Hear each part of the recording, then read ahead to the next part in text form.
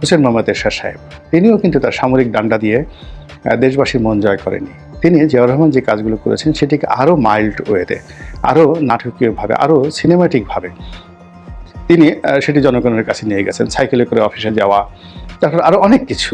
আর এমনি well behaved এরশাদ সাহেব যেটি ছিলেন সেটি হলো তাকে তার ফটোজেনিক চেহারাটা কিন্তু অত সুন্দর না, কিন্তু তিনি যখন কারো সামনে যেতেন তার গায়ের রং, তার হাসি, তার কথা, এই জিনিসগুলো ছিল মানে ছেলেদেরকেও পাগল করতো, মেয়েদেরকে তো পাগল করতোই, সিরিয়াসলিভাবে পাগল করতো।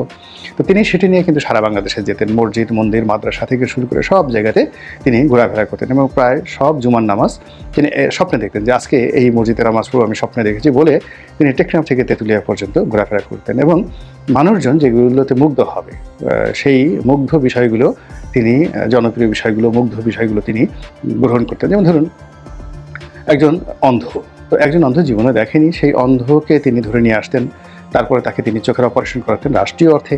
তারপর সেই অন্ধ যখন জীবনে তার প্রথম দৃষ্টিতে তার মাকে দেখলো, তার সন্তানকে দেখলো, তার স্ত্রীকে দেখলো, ওখানে যে একটা হৃদয় বিদারক দৃশ্য সৃষ্টি হতো এটি টেলিভিশনে দেখানো হতো এবং এই সকল কল্পকাহিনী, এই সকল ঘটনা, এই সকল রম্য কাহিনী, হৃদয় বিদারক কাহিনী যেখানে যেরকম হতো, অর্থাৎ এরশাদ যে নাটকগুলো করতেন, যে কাহিনীগুলো করতেন সেগুলোকে আবার কবিতার ভাষায় গান দিয়ে তারপরে সে বিভিন্নভাবে সেগুলিকে জনগণের নিকট গ্রহণযোগ্য করে উপস্থাপন করার জন্য তার যে এক্সপার্ট টিম ছিল এবং সেই এক্সপার্ট টিমে ওই সময়টাতে পাক ভারত উপমহাদেশের সবচেয়ে নামকরা সাংবাদিক, সবচেয়ে নামকরা বুদ্ধিজীবী, সবচেয়ে নামকরা কবি, সাহিত্যিক সবাই তার সঙ্গে ছিলেন।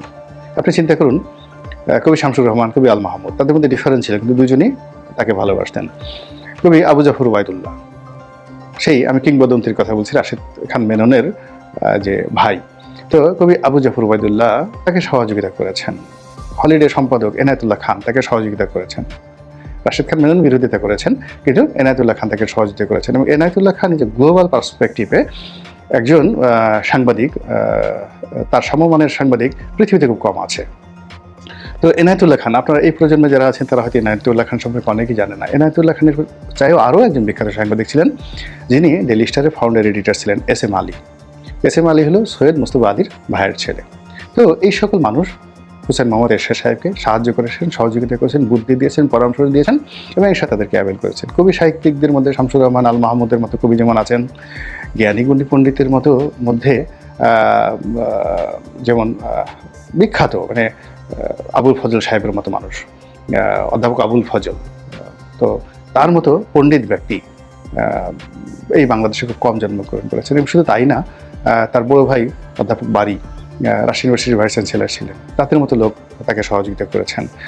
সুপ্রিম কোর্টের যে সমস্ত বড় বড় বিখ্যাত আইনজীবী ছিলেন অলমোস্ট সবাই তাকে সহযোগিতা করেছেন। আবার যারা বিরোধিতা করেছেন, ডক্টর কামাল হোসেন, ব্যারিস্টার সৈয়দ ইশতিয়াক, সবাই বিরোধিতা করেছেন। এদের বিরোধিতার যে মানটা, এদের বিরোধিতা থেকেও কিন্তু মানুষ অনেক কিছু শিখতে পারে। তো এখন যে জমানাটা চলছে, এখন যারা পক্ষে কথা বলছেন তারাও ডুবাচ্ছে, যারা বিরোধিতা করছেন তারাও ডুবাচ্ছে।